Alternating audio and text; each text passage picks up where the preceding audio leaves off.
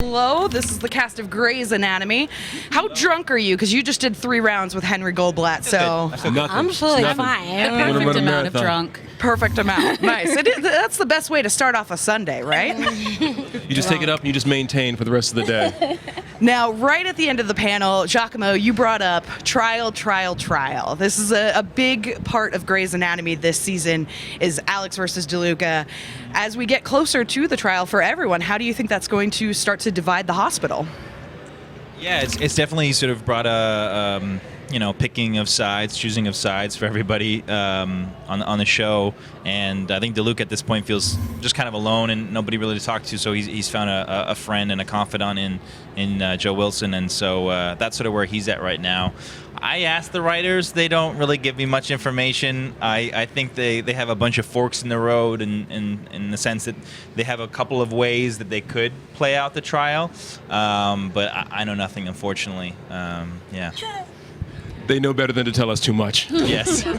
Do you think it'll bring up some tension at the hospital, though, between everyone? I think what people are going to see is like a real heartbreak around this. At this point, this is a bad situation. You know, the fact that Alex is even going to trial is it's not good news for anybody. You know, it looks bad for the hospital.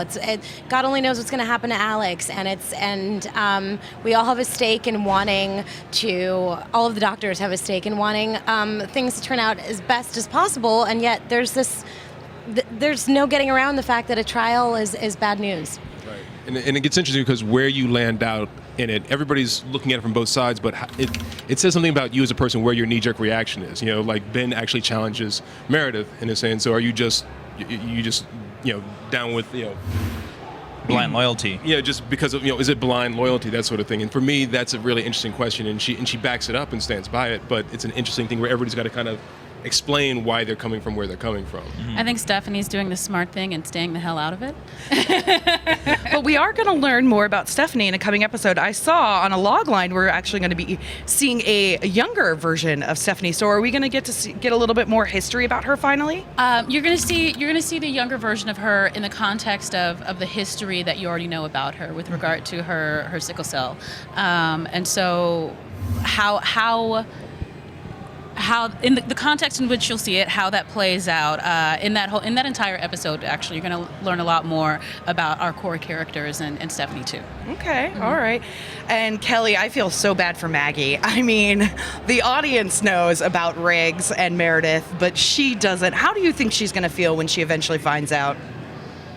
How would you feel if, you asked one person to tell you the truth about one specific thing, and then they went on lying and lying and lying and lying? No, I mean, I think that just by the hiding of it is really, it's not the truth of it that's problematic. It's the hiding that I think is the deception that's involved and the sense of betrayal. So I really don't know what's going to happen to Maggie, but I feel like it would be a very human and natural response to have some frustration at the very least, maybe some anger. There will be some suffering. There was that episode a while back where you just said, listen, just no more lies, you know what I mean?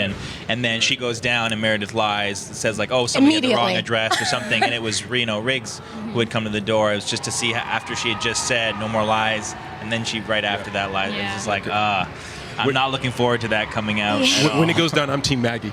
Oh, when it no, goes that's down, true, I'm Team Maggie on that one. 100%. Everyone is Team Maggie. Well, I mean, because again, listen, everybody wants She's the Maggie, Meredith to be happy, Riggs to be happy, Maggie to be happy. Nobody wants anybody lying to each other. Right. That's ultimately, I think, what it comes down to.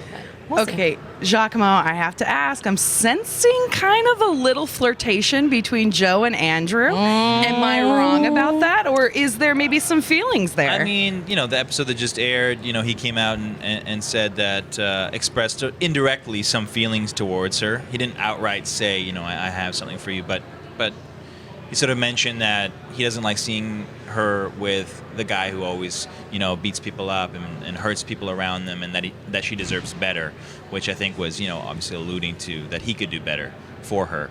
I think they've just gotten really close through this trial, which is, not great circumstances to be getting close by, but I think he's found a real friend in her, and I think through that maybe something more than that has developed. I don't know if that's going to be something that is explored in the show per se, but I think I know where DeLuca's head's at.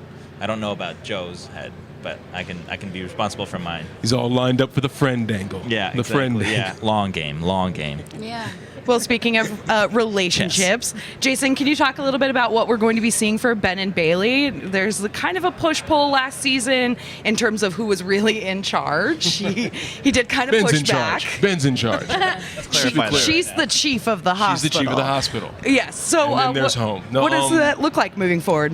No, I think they've established this church and state thing, and I think the whole church and state thing gets reevaluated itself.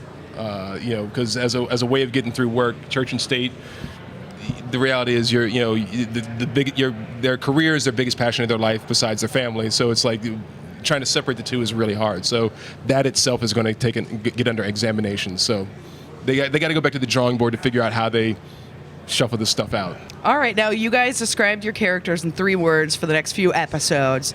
Before we end here, can you describe, the mid-season finale maybe in 1 word? Because those Grey's mid-season finales are always kind of shockers. So what would you say if you could describe it in 1 word? Rubble. Say rubble? Yeah, I see how that works. I see how that works, definitely.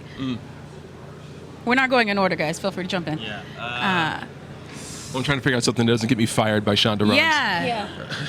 I mean, I think there's certainly a couple truths, long coming truths One word. that are revealed. Yeah. Say truths. Oh, truths? Say That's your truths. word? Okay. Okay. Complicated. Complicated. Mm-hmm. Okay. All right. And Jason, you finish us off. I'm going to say justice. I don't know. Is it That sounds cool. Okay. There you have it. obliqueness at its best? The cast of Grey's Anatomy here at EW PopFest. Thank you guys for joining us Thank so you. much. Thanks Stay for having tuned. us.